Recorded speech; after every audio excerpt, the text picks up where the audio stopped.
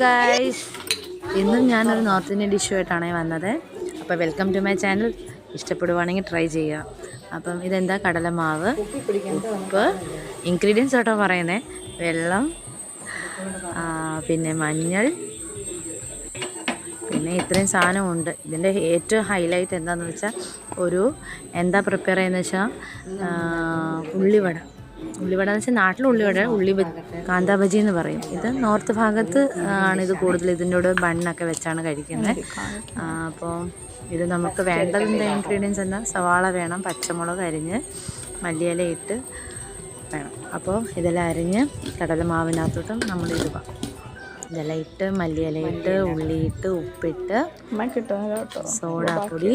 അപ്പോൾ ഇത്രയും സാധനങ്ങൾ ഇട്ടിട്ട് നമ്മൾ ഇതെല്ലാം ആഡ് ചെയ്ത് കൊടുക്കണം കേട്ടോ.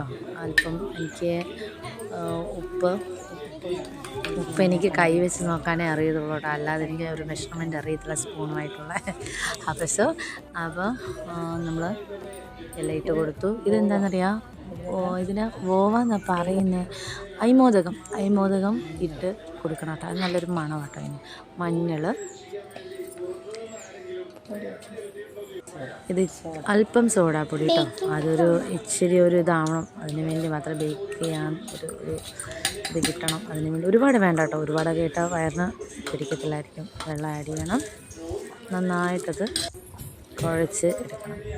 അപ്പം അങ്ങനെ കുഴച്ച് നല്ല ഒരു തിക്നെസ്സും വേണം, എന്നാൽ ഒരുപാട് ലൂസും ആവില്ല കേട്ടോ.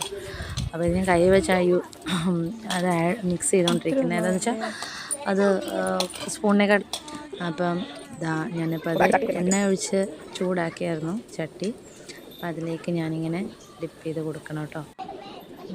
അപ്പോൾ അതങ്ങനെ ഫ്രൈ ആയി നമ്മൾ തിരിച്ചിട്ട് കൊടുക്കണം അതിനെ കേട്ടോ. ഒരു ഗോൾഡൻ കളർ വരണം. അത് ഏകദേശം നമ്മൾ ഉദ്ദേശിക്കുന്ന പോലെ സെറ്റായി വരുന്നുണ്ട്. അപ്പോൾ ഇതാണ് അതിൻ്റെ കളർ കേട്ടോ. ബജിയും ബ്രെഡും ഇതാണ് അതിൻ്റെ. എല്ലാവരും ട്രൈ ചെയ്യണേ, സൂപ്പറായിരിക്കും. ഇതൊരു 4 കഴിച്ചാൽ മതിയായിരിക്കും. സൂപ്പർ ടേസ്റ്റാണ്, നോർത്ത് ഇന്ത്യൻ ടേസ്റ്റാണ്.